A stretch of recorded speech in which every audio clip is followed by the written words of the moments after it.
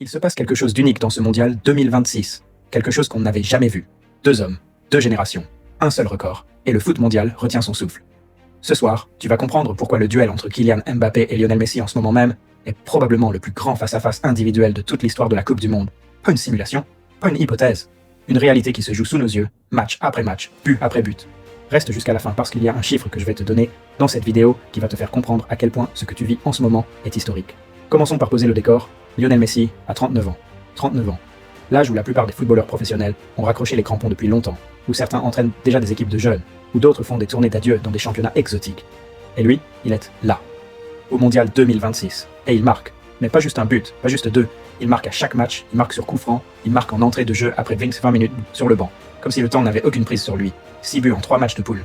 19 buts au total en Coupe du Monde, sur l'ensemble de sa carrière. Le record absolu de l'histoire. Personne avant lui n'avait atteint ce chiffre. Pas Klose, pas Ronaldo, pas Pelé. Personne. Et en face, il y a Kylian Mbappé, 27 ans. Le joueur que le monde entier a désigné depuis 10 ans comme l'héritier naturel de la légende. Sauf que Mbappé n'a jamais voulu être l'héritier de qui que ce soit. Il veut être le premier. Et dans ce mondial 2026, il est en train de montrer exactement ce qu'il est capable de faire quand tout s'aligne. Face à la Suède, en 16e de finale, il inscrit un nouveau doublé. Le 3e de ce tournoi après ceux contre le Sénégal et l'Irak. 2 buts qui portent son total à 18 en Coupe du Monde, sur toute sa carrière.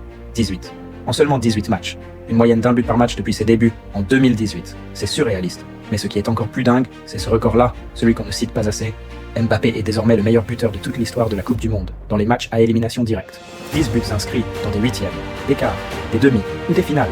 Devant Ronaldo, le Brésilien. Devant Pelé. Devant tout le monde. Quand le couteau est sur la gorge, quand l'élimination guette, quand il n'y a plus de lendemain, c'est lui qui marque.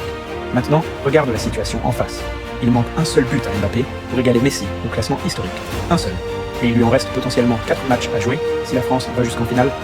Face au Paraguay d'abord le 4 juillet à Philadelphie, puis un quart de finale, une demi-finale, et peut-être la finale au MetLife Stadium de New York le 19 juillet.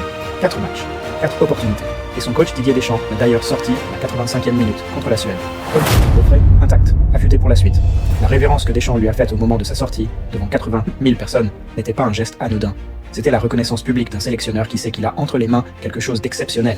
Mais voilà le premier retournement que personne n'a vraiment calculé. Messi non plus ne s'arrête pas. L'Argentine affronte le Cap-Vert en 16e, et si la Pulgare reste dans cette forme stratosphérique, son compteur va encore grimper. 20 buts en Coupe du Monde. Une barrière symbolique que personne n'a jamais franchie dans toute l'histoire de la compétition depuis 1930. Et Messi était peut-être à 2 matchs de le faire, à 39 ans. Alors que tout le monde le pensait fini quand il a rejoint l'Inter Miami en MLS.